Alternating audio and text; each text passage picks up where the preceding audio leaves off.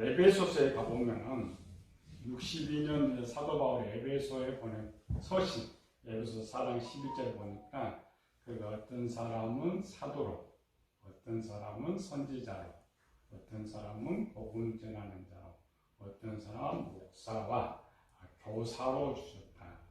이 직분들이 62년 당시에는 다른 교회들이 이 직분이 있는지도 모르는 거예요. 그런데 에베소 교회는 이 직분들을 다 알고 있다. 이 말은 일반 교회는 조그맣기 때문에 잘 모르지만 에베소 교회는 로마와 마게도냐 아시아 중간에 딱 있죠. 스쳐 지나가는 거. 그래서 이 직분을 가진 사람들이 모두 에베소 교회에 머물기도 했고 지나가기도 했고 사역하기도 한 것. 그 당시 에베소 교회는 최고의 지도자들한테 교육을 받았다. 당장 가장 영성 있는 바울만 해도 2년 동안 가르쳤던 것이죠. 칭찬이 많았다겠죠. 가장 많은 좋은 사람들이 잘 가르쳤고 그 교회가 많이 성장하면서 영적으로 수준이 높았기 때문에 자칭 사도로 하는 자들을 구별할 줄 아는 것.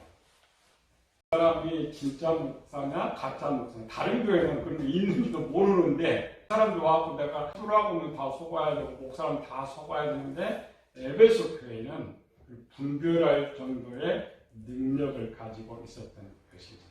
에베소 교회만 7개 교회 중 유일하게 이전 역사 기록이 에베소 교회만 있다겠죠.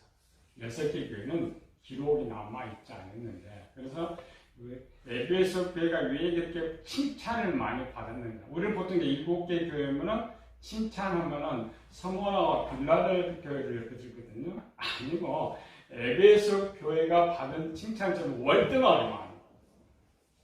에베소 교회가 책망이 있다고 해서 에베소 교회가 천이는데 그렇지 않고 칭찬은 에베소 교회가 제일 많아요.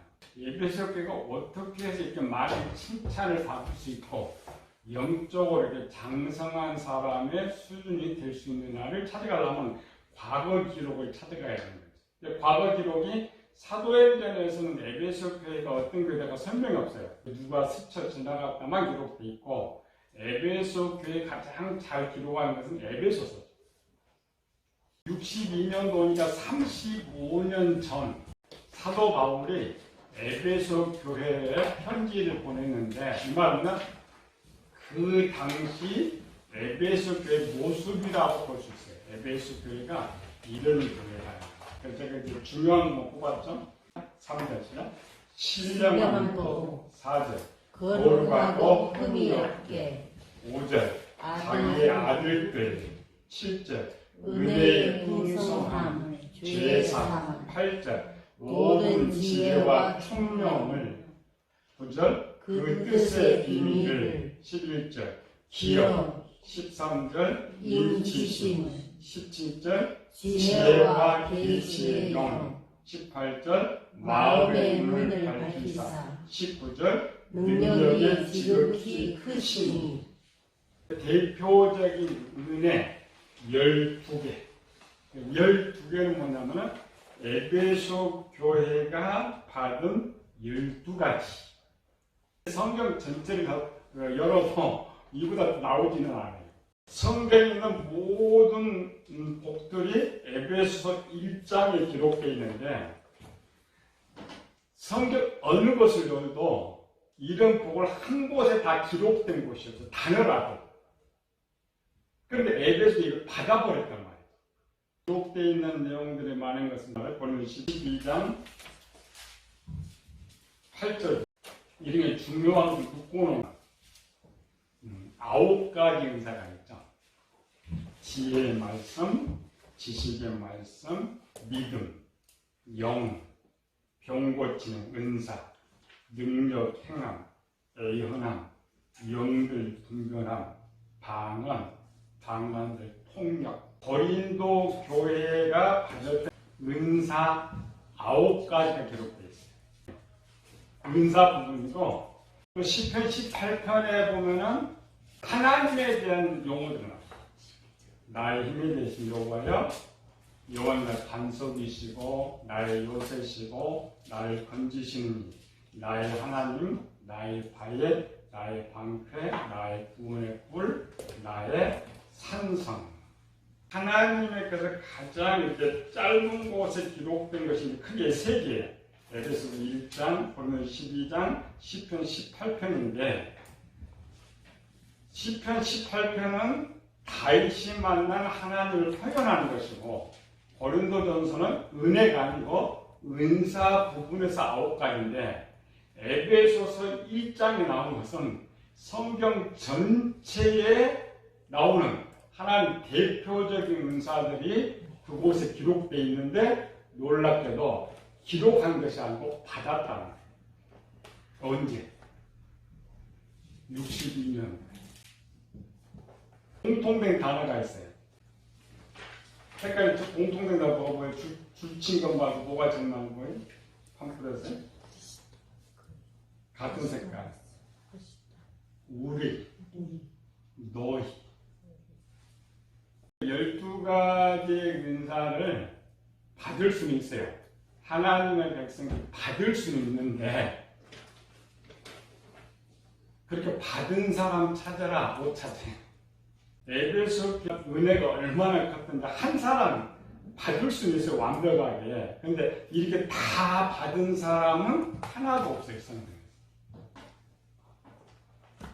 물론 일반적인 성령 충만 이런 감동 감화 이렇게 쓰고 있지만 그래서 바울이 뭐라 했어요? 우리가 한 사람이 받은 것이 아니고 62년도 바울이 58년도에 지금 에베소에 지나갔고 그리고 가르치고 이제 4년이 로마에 감옥에서 에베소 소식을 들었단 말이에요. 자기가 하는 에베소 들린 소문을 종합해 봤더니 하나님의 은혜가 폭포처럼 쏟아져요. 더 이상 은혜가 없어요. 여러분 이제 우리는 하나님께 물론을 받을까 하면 에베소 딱 1장만 읽어보면 돼요. 1장에서 벗어나지 않는데 이 에베소 교회가 받았는데 62년도에 한 순간 임했던 것이 아니고 언제부터 에베소 교회 언제 시작됐다가 30년 초에 시작해서 30년 동안 에베소 교회에 부어졌던 은혜란 말이에요. 하나님의 은혜. 누구한테 줬어요? 아까 에베소 교회 같은 사도들, 선지자들, 복음 전하는 자들, 목사들, 교사들, 평신도들에게 내려졌던 그 은혜를 종합해서 기록하고 일반 교회들은 이런 게 있는지도 모르는 직분이 있는지도 모르고 이런 거 있는지도 모르는 그때에 에베소 교회는 엄청난 은혜를 받았던 교회. 이렇게 부어지는 이유 또 요한계시록 에베소 교회 그의 칭찬을 받을 수밖에 없었던 이유를 찾아야 에베소 교회에 하면 그 칭찬도 어떻게 있냐 아니 그런 것 지금 아닙니다. 대단한 거예요. 이렇게 은혜를 받았던 결과가 그런 칭찬을 가져온 거예요. 혼자 이렇게 된 것이 아니고 교회도 혼자에게 주는 것이 아니고 교회 집단에게 주는 거예요. 그러면 이제 62년도 이렇게 복을 전체를 받았는데 이제 30년이 더 흘러가면서 에베소 교회가 더 많이 받은 거예요. 그걸 추적이 하는 거예요. 우리가 교회 설립에 대해서 했죠. 30년 처음에 교회 공부가 있다고 해서 예루살렘 교회. 예루살렘 교회 중심, 예루살렘 교회를 중심으로서 세계 교회에 흩어져 나갔어요. 그러나 모든 교회의 중심은 예루살렘이 중심이고 교회라고 확장하다 보니까 어디다 가장 많이 은혜를 퍼부어주냐면 본부에다가. 예루살렘 교회. 4장 29절 30절이죠. 주여 이제도 그들의 미흡함을 두고 보시옵고 또 동들로 하여금 담대히 하나님의 말씀을 전하게 하여 주시오며 손을 내밀어 용을 낫게 하시옵고 표적과 기사가 거룩한 종 예수의 이름으로 이루어지게 하옵소서 하더니 비기를 가하며 모인 곳이 진동하더니 우리가 다 성령이 충만하여 담대히 말씀을 전하라. 오순절 날에도 성령 충만케 받았는데 거기다가 여러분 내용이 없죠. 에베소 1장에 있던 그 많은 은혜와 복들이 처음엔 예루살렘 교회에서 그 은혜와 은사 때문에 교회가 흩어지면서 성장해 가는. 그런데 예루살렘 교회가 한 40년 핍박으로 흩어지기 시작했다. 한 12년 흩어지기 시작했다. 그 다음에 중심교회가 되냐면은 예루살렘 북쪽으로 올라가는 수리아 지방의 안디옥 교회. 바울이 이제 거기서 파송받았죠. 바울과 신라. 흩어져가지고 위에서. 두 번째는 은혜와 은사는 안디옥 교회. 그래서 50년대 말에는 사도들이 이제 올라가죠. 예루살렘 빠져가지고 이 안디옥 교회를 중심으로 해가지고 갈라디아 쪽으로 복음을 전하기 시작합니다. 그래서 50년대 중반에서 이 세력들이 지금 어디로 가냐면 노마로 가는 거죠. 노마에서 이제 요한도 가 있고 바울도 가 있고 베드로도 가 있고 그래서 모든 은혜가 이제 노마에서. 노마가 이제 62년대 네로 박해로 인해서 노마가 또 힘을 못 쓰는 거예요. 그래서 마지막 62년 이후에 어디로 오냐면 예배소 교회예요. 중심이라는 것은 그 교회가 세계 전체를 지금 리드하고 붙잡아줘야 돼. 붙잡아주면 거기다 쏟아주는 거죠. 그러니까 하나님 줄 수 있는 걸 전체 쏟아줘. 62년도부터 이제 중심권을 에베소 교회가 받는 거예요. 이 에베소가 많이 성장했던 건 에베소 교회가 받아서 다른 데는 작게 다 무너졌는데 사도 요한이 이 에베소 교회 100년 때도 목회했다. 64년에서 100년까지 목회를 했으니까 에베소가 얼마나 잘 지킨 거예요. 사도 요한이 거기서 목회하다 잡혀갔는데도 이 에베소 교회가 흩어지지 않고 존재했단 말이에요. 사람은 지키지 못합니다. 하나님 은혜에 붙들어줍니다. 예루살렘 쪽에서 전부 성령 충만, 성령의 충만이 뭐냐? 그것이 에베소 약간 12가지 은혜예요. 하나님께서 주시고자 하는 모든 것을 쏟아준다. 더 이상 없어요. 하나님 은혜를 원하라면 받을 수 있는 은혜, 최고의, 그래서 넘치게 해줬다. 우리의 눈을 열어줬다. 마음을 열어줬다. 은혜의 풍성함, 이런 용어가 전부 에베소 1장에 잡혔대요. 그래서 그가 바울의 편지를 받은 62년 때부터는 이제 62년대에 바울도 죽고 베드로 죽으니까 전 중심이 에베소 교회가 있잖아요. 이때부터 요한이 잡혀갈 때까지 30년 동안 이 중복보다 더 많이 보죠. 왜 그러냐면 중심이 에베소 교회가 왔기 때문에. 그냥 에베소 교회가 그냥 칭찬받는 이런 건 아니고 30년대 잘 했는데 중반에 컸는데 갈수록 은혜가 더 넘쳤단 말이에요. 갈수록 더 성장하는 거예요. 그래서 우리가 에베소 교회를 작년 이렇게 되는데 그 수이 더 커졌어요. 그래서 95년도에 와가지고 에베소 교회 성도들이 목사들이 아니고 우리 성도들 목사들도 설교를 분별 못해요. 그냥 훌륭한 목사는 다 진짜 이런 것들 많은데 교인들이 더 모르죠. 목사님 설교를 잘하는지 뭐 하는지 전혀 모르요. 그런데 에베소 교회가 그 하나님의 은혜, 지혜, 모든 것 명치 이거 다 받다 보니 성도들이 저 사람 와서 설교하면, 그 당시에 이제 아무나 설교를 하셨으니까 딱 설교하면 진짜다 가짜다를 분별하고, 또 그 설교가 진짜다 가짜다, 사람도 분별하고 설교도 분별할 정도. 이 30년 동안 기록은 이제 생각이 들면 얼마나 많이 하나님께서 주셨는지. 50년대 들어와서 60년대 가장 많이 교회를 열하는 것이 거짓 교사들, 거짓 사도들.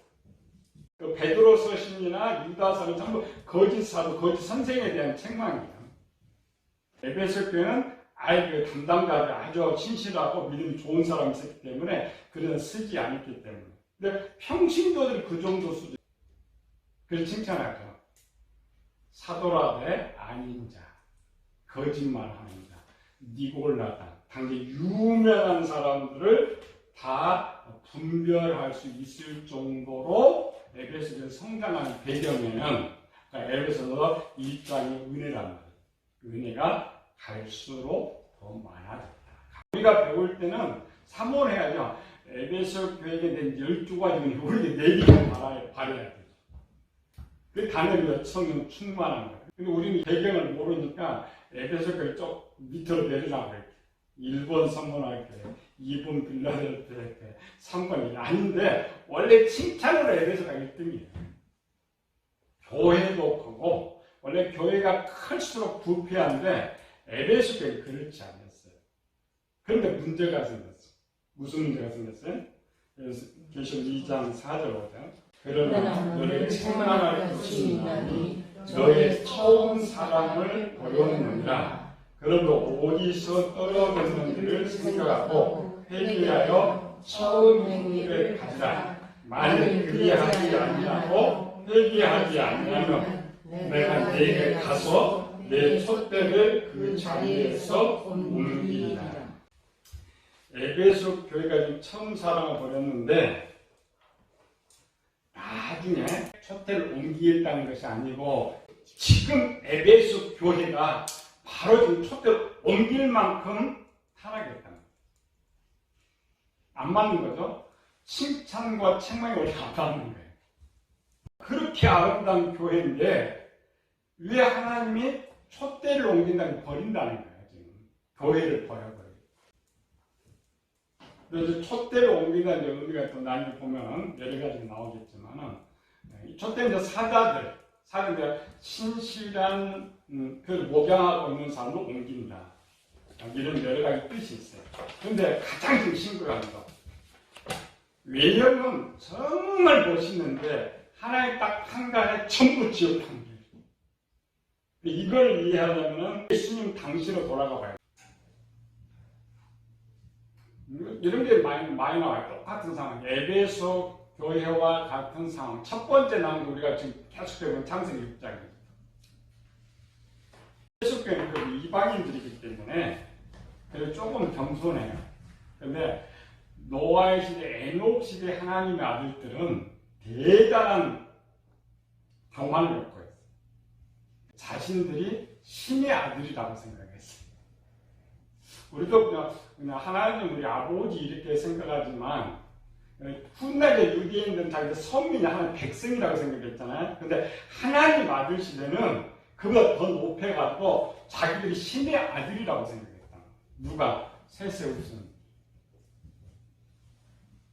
우리는 이제 성경 배우는데 기록이 이스라엘 때 좀 많이 나왔기 때문에 이스라엘 나는 성민이고 얘는 이방인이고 우리는 사람이고 이렇게 네가 항상 판단한다. 그보다 더 그만했던 것이 하나님 아들들이에요. 우리는 신의 아들이고 얘네는 사람들 아들이고. 그래서 항상 권위의식. 사람은 그죠? 교만한 사람일수록 갖고 있어야 보는 거. 없는 사람은 교만하지 않아요. 보면 뭐 멋있는 옷도 입고 멋있는 차도 사고 그냥 멋있게 꾸미고 있어요. 당시 하나님 아들들도 자기네들이 신의 아들이니까 겉으로는 대단한 품위를 갖고 있었어요. 그래서 창세기 6장에 하나님께서 외형을 평하지 않죠. 내면, 마음으로 생각하는 항상 악할 뿐을 보시고 내가 쓰여 그 모습이 에베소 교회의 모습이에요. 두 번째 모습이 어디 나와요? 예수님 당시에 서기관 바리새인. 역사 속에 항상 이상하게 하나님을 정말 그때 교만하죠. 아시아 지방의 이제 신제들이 컸던 이유는 뭐냐면은 자기 신들이 최고라는 거예요. 그래서 그 신의 높고 낮음은 신전과 비유해요. 에베소 교회 아데미 신전 같은 경우는 역사 유물로 전해지는 어마어마한 큰 그런 신전이 있는데 그보다 더 컸던 것이 예루살렘 성전입니다. 예수님 당장 46년 동안 이 성전을 짓고 있었으니까 얼마나 크고 화려했겠어요. 솔로몬 시대도 그 성전을 복원하는 거죠. 이 신이 얼마나 대단했던지 세상 왕들이 솔로몬한테 한 거예요. 왜? 최고의 신이 거기 있어요. 거기다가 또 성전도 크고 대제사장 의복이 또 어때요? 또 바리새인과 서기관들은 제사의 의복이 아니어도 옷, 견문을 넓히고 옷수를 크고 부귀하고 자기 치자. 항상 경건한 것처럼, 언어도 경건한 것처럼. 외형으로 보면은 으뜸이라는 거예요. 하나님 아들 으뜸이고 유대인 으뜸이. 예수님께서 보실 때는 뱀들아, 독사들아, 지옥. 예수님은요, 겉으로는 해칠한 무덤 같은, 무덤을 해칠해라는 거, 무덤이 얼마나 아름답게 해놨겠어요. 해칠했다는 것은 무덤을 꾸미는 거야. 우리는 그냥 무덤인데, 모든 무덤 자체가 예술 꿈이잖아. 무덤을 꾸미는 거야. 그리고 우리가 그냥 영화 볼 때 있잖아. 무덤의 벽화들 뭐 이런 거. 그렇죠. 아주 잘 그려. 그게 이스라엘 백성들의 외형적인 모습이었어요. 그래서 사람들이 볼 때는, 저들 믿는 신 대단하다. 또 그를 섬기는 자들이 정말 대단하다. 저들은 구원받고 복을 받을 것이다. 그게 이제 사람들의 생각이고, 본인들도 생각이고, 예수님께서는 아니다. 그 모습이 지금 에베소 교회의 모습이었어요. 에베소 교회는 사도 바울 때 두라노 서원에 학교가 생겼다고 했죠? 이미 60년대에 일반 교회들은 그냥 지도자, 목사도 없는 때 이미 거기는 학교 신학교가 생겨가지고 목회자를 배출하고 있었으니까 얼마나 했겠어요. 그 다음에 그 로마의 어마어마한 세력 속에서 교회가 살아남았어요. 그러면 당시에 우리가 생각하는 에베소 교회 상상을 초월합니다. 건물도 멋있고 성도도 멋있고 또 거의 권력자도 있으니까 가면 손을 못 대는 거죠. 큽니다. 오늘날은 못해. 우리나라 저 순복음교회 같은 경우는 큰 중앙입니다. 사람들이 큰 결정이죠. 그런 것들. 겉으로 보면 정말 멋있어. 정말. 그런데 예수님께서 보았죠. 7개 교회 중에, 7개 교회는 전체가 참 교회 중에 참 순간적인 제게 가장 시급한 교회가 에베소 교회였어요. 에베소 교회가 두아드라 교회, 보가모교회 더 심각했던 거예요. 속은 겉으로는 7개 교회 제일 아름다운 교회, 제일 멋있는 교회, 등장도 제일 먼저 시켜놨어요. 그런 시대에 그런 상황을 알아야 좀 볼 수가 있는 거예요. 그 당시 교회가 이렇게 있습니다. 우리는 문장으로 보면 어떤 교회가 제일 좋아요? 라오디게아 제일 교회가 심각하잖아요. 라오디게아 교회는 원래 이렇게 좋은 교회가 아니니까 큰 문제가 없어요. 근데 에베소 교회는 항상 겉으로는 멋있어. 성경 목사는 가르칩니다. 천국에는 목사가 하나도 없다. 평신도는 목사가 하나도 없다. 우리 생각은 어때요? 목사는 다 천국 가. 우리는 천국 가고 목사는 다 천국 간다고 생각하잖아요. 아니에요. 거꾸로. 화려한 곳에는 진실이 원래 없어요. 큰 곳에는 진실이 없어요. 노아의 시대에 세상 심판 선포하고 세상 심판을 해요. 선포했는데 노아에게 기회를 줬죠. 그와 같이 에베소를 생각하면 돼요. 지금 하나님 그냥 버려야 돼.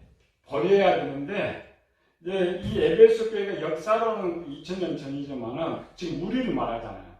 세상 정말 얼마 안 남았어. 그러니까 하나님께서 거듭을 되지만은 기회를 조금 주는 거예요. 뭐 얼마 남지 않았는데, 이 남은 기회라도 니네가 회개하면 어때요? 자기 수고한 칭찬이 남는 거죠. 회개 안 하면 칭찬은 완전 사라지고 끝장나. 그래서 예수님의 판단이야. 그때 딱 판단해가지고 지금 보는 에베소 교회, 지금 보는 우리 한국교회, 한국교회 똑같은 거.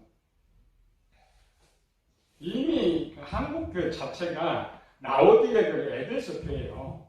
열정적으로는 세계에서 한국교회 다 알아줍니다. 본받으려고 해요. 그런데 이 나라 국민들이 보는 한국교회는 썩었어. 또 우리 자체도 그래. 우리 교회 자체도 한국교회 썩었다고 해요. 그럼 만약 하나님께서 판결 내리면 딱 에베소 교회 끝장내요. 그러나 남겨둔 거죠. 노아에게 기회를 줬듯이 에베소 교회에게 기회를 주기 위해서 지금 에베소 교회는 몰라요. 자신들이 몰라. 병이 든지를 모르는 거죠. 의뢰를 해 성도들이 내가 병든지 몰라. 근데 배우면 알잖아요. 예수님께서 그 병든 그들, 병든 나에게 지금 진단서를 내는 거예요. 내가 제일 잘났다는 사람, 제일 열성적이라는 사람, 에베소 교회와 같이 그런 나에게 주고 있다. 정말 기회를 주기. 그래서 깨달으면 살지만 깨달지 못하는. 한국 때 좀 그렇게 되죠. 쓰레기. 버려져 가는 게. 잘 깨닫고, 심각성. 우리는 칭찬만 보면 돼. 나 잘난 것만 보면 안 돼. 항상 나의 못난. 바울이 성공했던 게 그거잖아요. 나는 누구보다도 자랑할 것이 많다. 육체를 신뢰할 만도 많다. 그러나 바울이 자기를 바라볼 때 말은 막히지만큼 자기를 발견하는 거지. 나를 보면 에베소 교회를 보면 안 돼. 에베소 교회 책망을 보면서 나를 보면서 내가 뭐가 잘못됐는가. 그래서 나는 고쳐주는 거예요. 그걸 바라보면서 고쳐주는. 근데 내용은 없어요. 얘기하면 결론이기 때문에 성경을 찾으면서 계시록의 답을 찾으려고 해요. 아니고 그 고치는 것은 앞에 있는 거예요. 에베소 교회와 같은 사람은 고치는 데서 찾아가서 고쳐놓는 거 이거죠.